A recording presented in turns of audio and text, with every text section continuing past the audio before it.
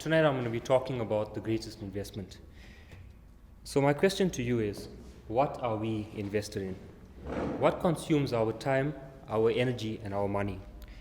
The simple decisions we make daily determine our future state. They either propel us into greatness or they drag us down into mediocrity. What should we be invested in? Tonight we discuss the greatest investment. So, a lot of us are familiar with the definition of an investment. It's the action or process of investing money for profit. However, this is not limited to money. We can also invest our time and energy as well. There are actually 7 areas of life that we can invest in: spiritual, mental, vocational, financial, family, social, and physical. However, time, energy, and money incorporate all those areas. When we hear the word investment, money is the first thing that comes to mind. Today, my message is centered on not only how we can invest our money, but also our time and energy in order to yield the greatest profit. We need to bear in mind that we cannot make one investment only. And if you're very into finance and financial planning and things like that, you'll know that diversification is extremely important. You can't put all your eggs in one basket. So we're going to talk about how we can diversify our investments in time, energy, and money. So when you're very young in life, you have a lot of time and energy, but you have very little money, right? As you get older, you have a lot of money and energy, but very little time. And as you enter the latter part of your life, you have a lot of time and money, but barely enough energy. So I'm just going to start by talking about time. My question is, what do you spend your time on? Would you say that you are effectively managing your time? What are your priorities? Do you have time for the people around you that need you?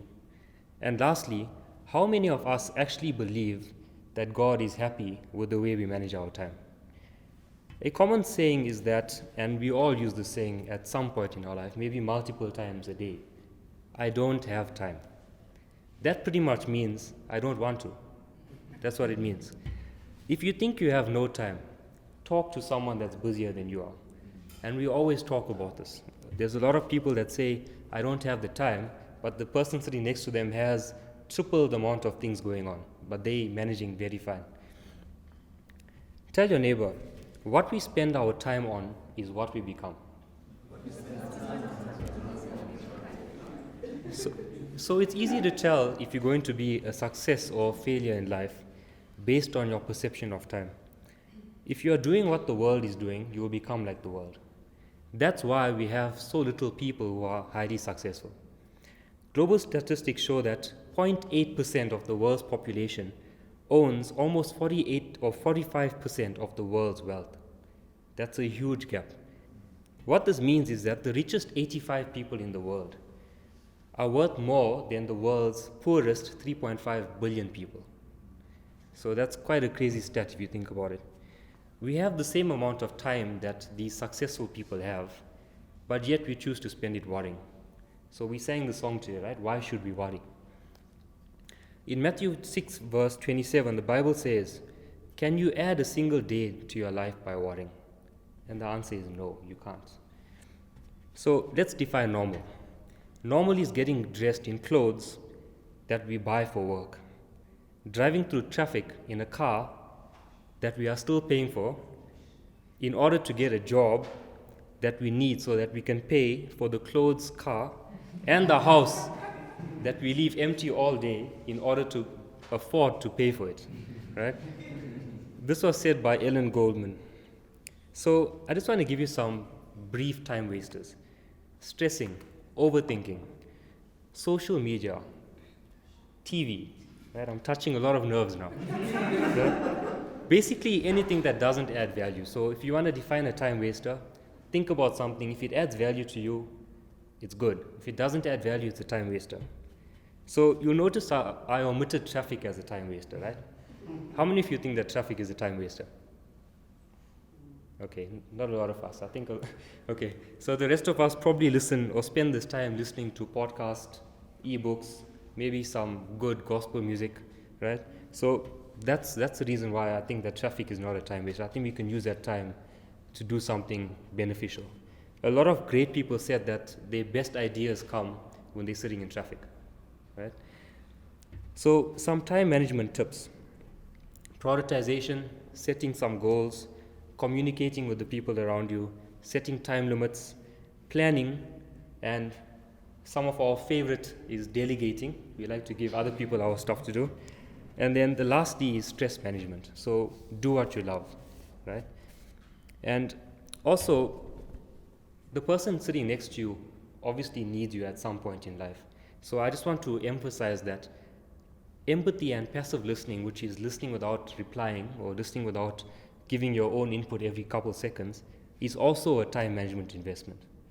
So I just want to illustrate, I don't have this in my notes, but I just want to illustrate the value of time. So everyone is familiar with 5 seconds and 30 seconds, right? The board games. How valuable is that 5 seconds when you're playing the game? It's crazy, right? You think of those 3 things almost instantly. And then when you're playing 30 seconds, sometimes people finish the first side of the card and they actually go on to the next side. So in 30 seconds, they can accomplish so much, yet we get 24 hours a day and we can't be effective.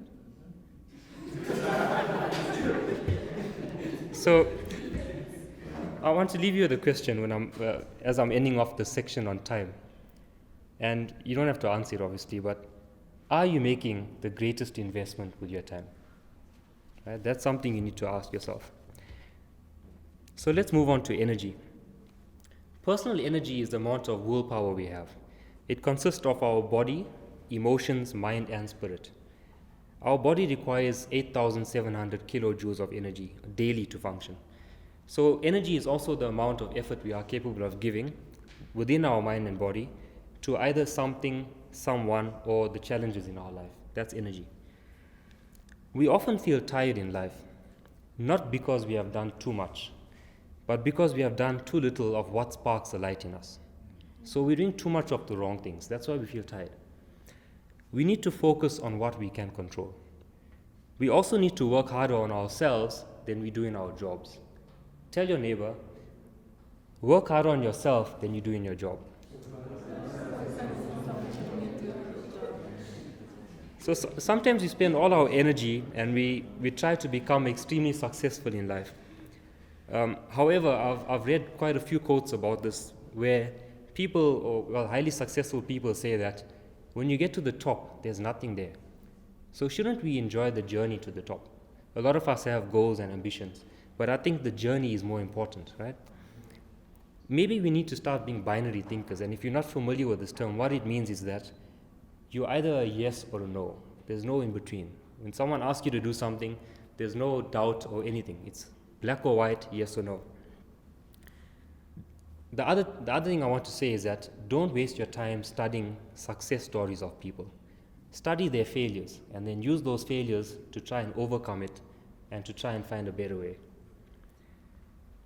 Some energy management tips. So monitor your energy levels, constantly adjust and readjust, so be very flexible, be healthy, and make difficult decisions all the time. Notice that I didn't talk about energy drinks, right? It's not an energy management tip. So my question at the end of this topic of energy is, are you making the greatest investment with your energy, right? So something that you don't have to answer once again, but something to think about. So lastly, I want to talk about money. Money fascinates me, not because I really want it, but because globally it's become the focal point in everyone's lives. Everyone talks about money. We work for money. We wake up at 5 in the morning for money as well. So those with money are associated with power and dominance, whilst those without it are associated with strife and weakness. This is a false perception. My message is not centered on money, rather what we do with it. Are we spending our money wisely, and will our investments in money someday benefit us? So the things we spend our money on, there's probably a lot of things we can think about, but just some of the basics is property, cars, food, clothing, hobbies, investment, savings, life covers, insurance, annuity, stocks, income protection. Some of the basic things that our salary goes to on a monthly basis. So I just want to tell you how money can be a really poor investment if you don't make the correct decisions. And I'll give you a classic example of a car. So a lot of us start a new job, and the first thing we do is we buy a brand new car. And then our parents are proud of us because we made it, right? We bought a car. So let me tell you the 6 ways in which you lose money when you buy a brand new car. So the first is the interest on the loan. Between 8 and 16%, referred to as vehicle and asset finance or a hire purchase agreement, right? That's the first way we lose money. The second way is depreciation. So this obviously depends on what vehicle you buy, but a general rule is that in the first year of buying a brand new vehicle, you lose 30% of the value of the vehicle. After year 5, you lose 50%. So if you want to buy a vehicle, buy it after year 5, because the vehicle is already worth half what it was originally worth. Right? The third thing is insurance. So first and third party insurance. We not only have to cover ourselves, but cover the other guy on the road that we might never knock, right? But we need to cover him as well. And then the fourth thing is the associated risk. We live in a country with high crime rates, so there's theft, there's hijacking, and then there's unexpected expenses as well. The fifth thing is maintenance. So we still have to pay for our out of warranty expenses, and we have to pay for car washes, which can be very costly sometimes. The sixth thing is our running costs, which is also a big issue, right? The fuel price keeps going up. So fuel, oil, and so on, things like that. So these are the 6 ways in which you lose money. If you add them up monetary, you can probably sell that car over and over again, right? Whereas, well, I'm just trying to explain how it's a poor investment, but whereas if you take that same amount of money and you buy a property and you put extra money in every month, you can free your property off in a few years earlier if you make this wise investment. Another example is, which is more relatable to everyone, coffee and maybe chips. So a lot of people, go to their work canteen every day. First thing they do is they buy coffee, right?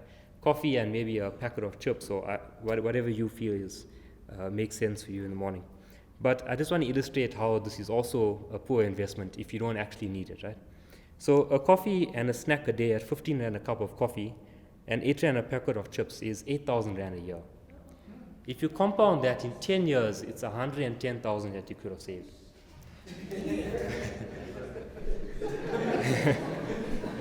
In 30 years, compounded, right? And I've used, I think, 8% per annum, 980,000. So you could actually add $1 million to your retirement if you cut down on coffee and chips every day. So just an illustration, right? So a Chinese proverb says that the best time to plant a seed was 20 years ago. The second best time is now. So there's many types of investments we can make, right? I've spoken about the car, the snacks that we buy, and then the third thing is the savings types of investments that we make. So savings, unit trusts, index funds, stocks, bonds, those things, right? If you're very financially savvy, you'll understand the different returns that you could get, but you'll also know that there's a lot of risk involved, right? So my question is, are these good investments? Okay? I really believe that God is one of abundance, but He will not give us what we cannot manage. We need to show Him that we can control what He's going to give us. We need to prove to God that we are capable of budgeting and making good investments. How many of you budget monthly? How many of you manage your money so that you make the greatest investments? So at the end of the section on money, I want to ask you a question again. Are you making the greatest investments with your money? So you don't need to answer that once again. So I just want to end off by talking about a story. So if you can just picture the scene. India, a very poor Indian man walking on the side of the pavement, living under extreme poverty circumstances. He just has an epiphany in his mind that he wants to know God. He wants his life to change. He wants to know God. So as he's walking along the side of the road, he gets excited for a moment because he sees a priest on the side of the road, and he decides, you know what, I'm going to go to this priest, right? And I'm going to tell him that I want to know God, and this priest is going to help me. So picture the scene. Indian man, very poor, walking along the side of the road, torn clothes, priest sitting on the floor meditating, right? The priest is in deep meditation, probably praying to God or something like that. So the man goes up to the priest and he tells the priest, I want to know God. Please help me. The priest, without saying a word, right, stands up, grabs the man by the back of the neck, and he drags him to the river, right? He takes him to the river and he shoves his head into the water. Now, I'm going to split this up into 15 seconds of being underwater, right? I think 15 seconds is the long time if someone is actually holding your head down. If you have control of it, 15 seconds might be fine. But if someone is doing that to you, it might feel like a long time, like a lifetime. So the first 5 seconds go by, and then this man goes through a thought process in his mind. So the first 5 seconds go by, and the man thinks, okay, you know what? This priest is so profound that maybe I don't even need to tell him anything. Maybe he just knows that I need to be cleansed. Right? So his head is underwater, and he has to think of something because he's stuck there, right? The priest is a strong man. So the first thing is, okay, this man is cleansing me. This guy is amazing. He just knows what I need. I don't have to say a word. He's cleansing me. I'm sorted. 5 seconds go by. The man is happy. He feels like, I've got what I wanted. The next 5 seconds go by. The priest doesn't even let go an inch. He still holds his head tight under the water. So the man starts panicking now, right? Because he can't breathe. The water is going to his nose. He can't handle this thing. So then he thinks, you know what? Now the priest is testing me. He wants to see how long I can manage to stay underwater. He wants to test how durable I am. Right? This is the next 5 seconds. 5 seconds up again. This is 10 seconds in total now, right? So the last 5 seconds, the man thinks, you know what, I've exhausted my options. He's not trying to cleanse me. He's not trying to test me. This man is trying to kill me. Right? So, 5 seconds go by. Eventually, the guy decides in his mind, this is a madman. He's trying to kill me. The man's arms just fall into the water. He collapses. At that moment, the priest pulls him out. Right?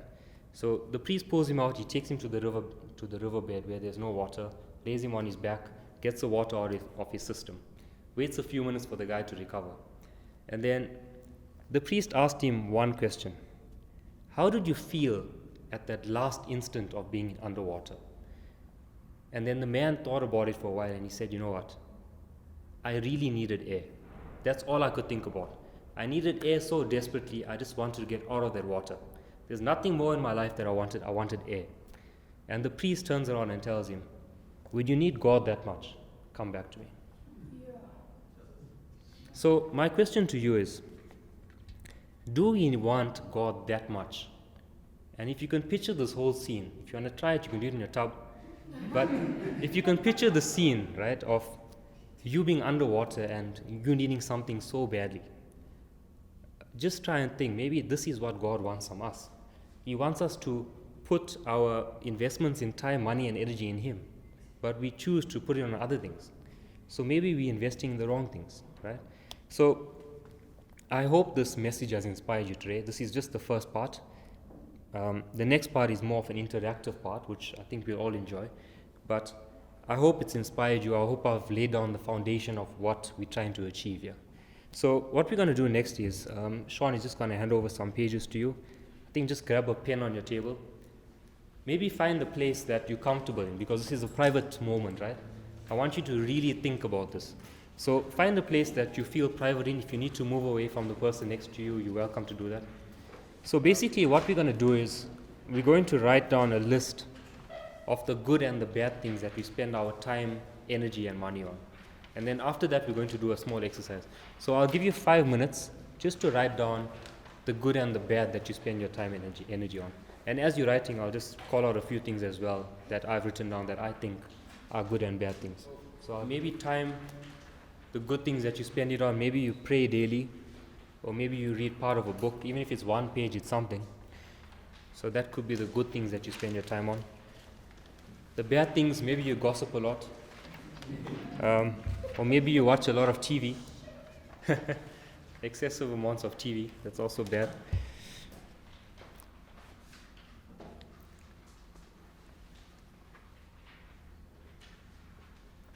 And then in terms of energy, maybe you go to the gym regularly. Or maybe you help people out, maybe physically, financially.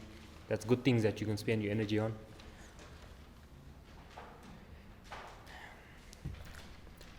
The bad things you can spend your energy on, maybe you have a lot of late nights. That's not good for your health. And then also addictions. So if you're addicted to something, that's also a bad thing. And then money, the good things that you could spend your money on is maybe you give to people regularly, or maybe you're saving very religiously every month. So you're very committed in that regard.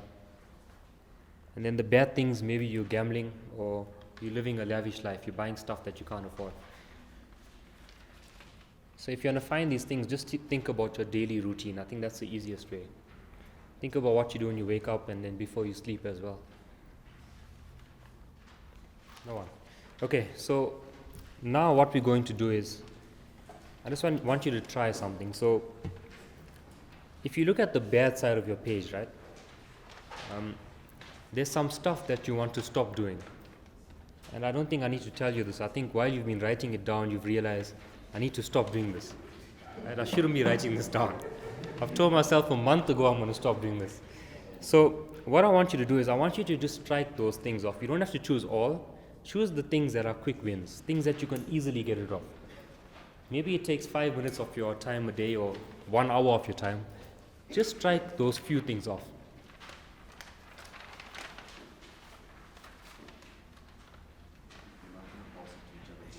No. Okay, to answer Shane's question, we're not going to send it around for marking. So,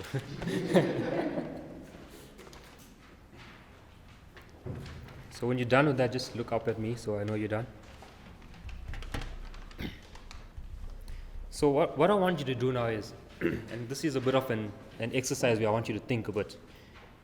The bad thing that you struck off, just draw a line from the bad side of that bad thing to the good side with an arrow at the end, and write down something good that you could be doing in place of that bad thing. So an example, if one of your bad things was gambling, strike it off, move it to the good side, and write down save or invest, whatever works for you. Or instead of watching TV, move it to the other side and say read a book or listen to a book. I think in closing, what I want to say is this page that you have in front of you. I think, Thabo, when you prayed earlier, you said that we need to stop listening to the word and not acting on it. Right? Maybe you should act on this. Right? It's not something I wrote for you, it's something you wrote for yourself. So I think take this page home, reflect on it, and actually do these things. I don't think it's difficult to do, right? I think we all know our shortcomings. I think we just need to try and figure out a way to get rid of the bad and start doing the good things. And if you need to maybe go home and Tipp-Ex all the stuff that you struck off, maybe do that and focus on one thing. That's still something, right? Don't try and do too much as well. But I think that's what I want to leave you guys with, just to try and substitute the bad things with good things. And we've discussed some of the good things we can spend our time, energy, and money on. And I think it'll make a huge difference in your life.